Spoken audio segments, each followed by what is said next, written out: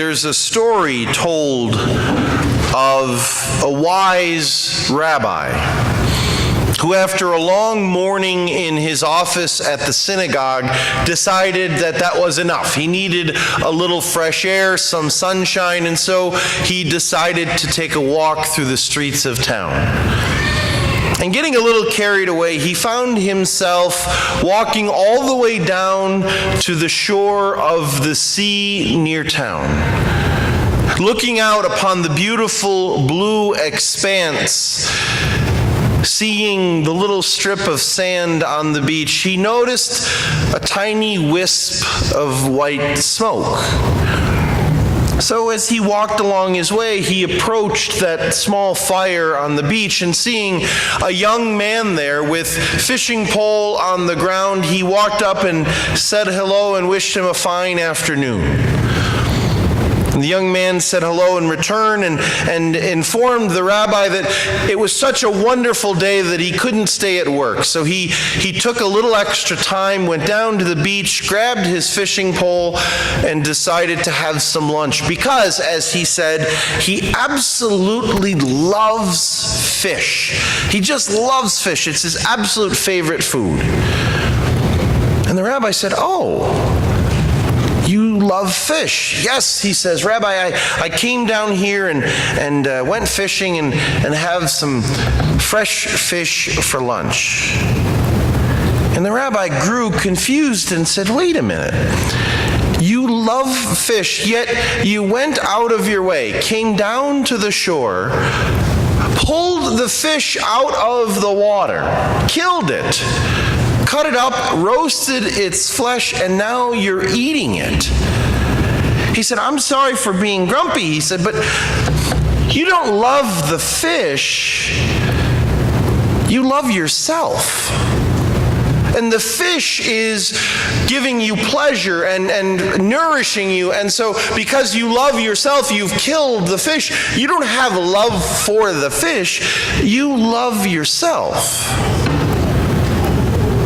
And I wonder what wisdom we can learn from this story, because so frequently we hear this word love thrown around more commonly than most words in our culture. And how often, when we hear it played out in a song or acted out in a movie or a television program, how often is that which we hear and see really nothing more than fish love?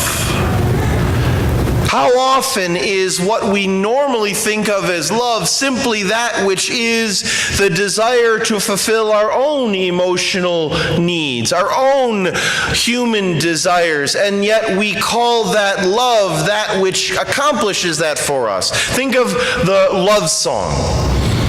Two people madly in love. Is it truly love, or is it just simply they have found another person who fills their emotional and physical needs? Is it really just fish love? Because if you listened to the words today of our second reading from the letter of St. John and our gospel also from John, this idea of love is repeated over and over, and Jesus makes it clear. He says, "The Father loves me. Because he loves me, I've been compelled, I have been moved for love of you. But my love is no mere sappy sentimentalism. It's no superficial, warm, fuzzy feeling. No, my love is a love that has brought me to our world," Jesus says.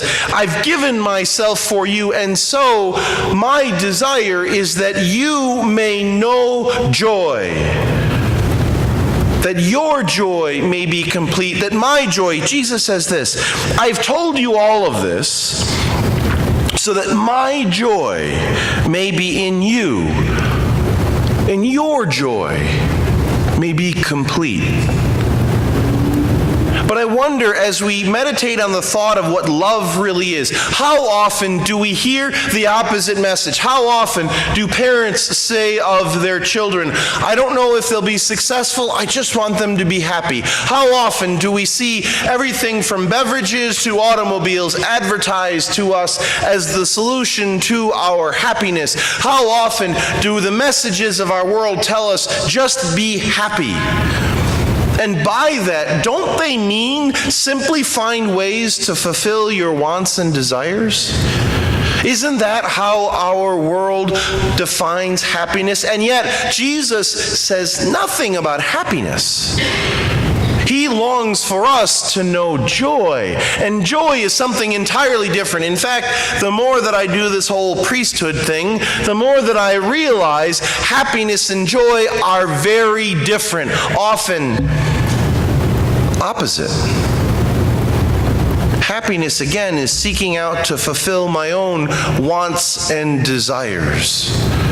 Joy is that deep knowledge that I've given of myself so completely and so thoroughly that there is no doubt that my life has made the lives of others better. That my gifts, my talents, my passions, my interest, my patience have been fully spent in the dedication of serving others. And because of that, I know when my head hits the pillow at night, the world is better. I tell you this, Jesus said, so that your joy may be complete and my joy may be in you. That no greater love does one have than simply this, to lay down your life for your friend. I don't suspect that any of us here would face the penalty of death for our Christian faith. But we're still called to lay down our life. We are still called to dedicate ourselves where all of the energy, the talents, the creativity, the passions, and the patience that we have are to be spent fully poured out for love of others, not seeking our own happiness, but seeking true joy. And this is what John meant in the first reading. Beloved, let us love one another, because love is of God. Again, it's not that sappy, sentimental, superficial, warm, fuzzy. Everyone who loves is begotten by God. Everyone who loves knows God, because God is love. God reveals himself to us by fully giving of his life, fully pouring out his life for love of us. And so he calls us to do the same. My brothers and sisters, I got bad news. Love won't get you riches. It won't make you wealthy. Love may not even make you happy.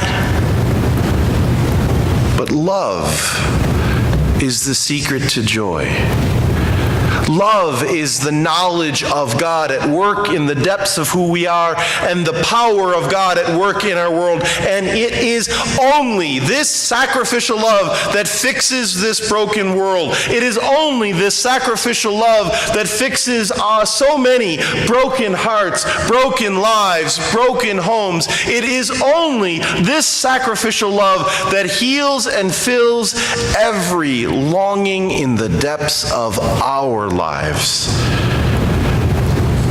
Jesus simply said this I command you, love one another.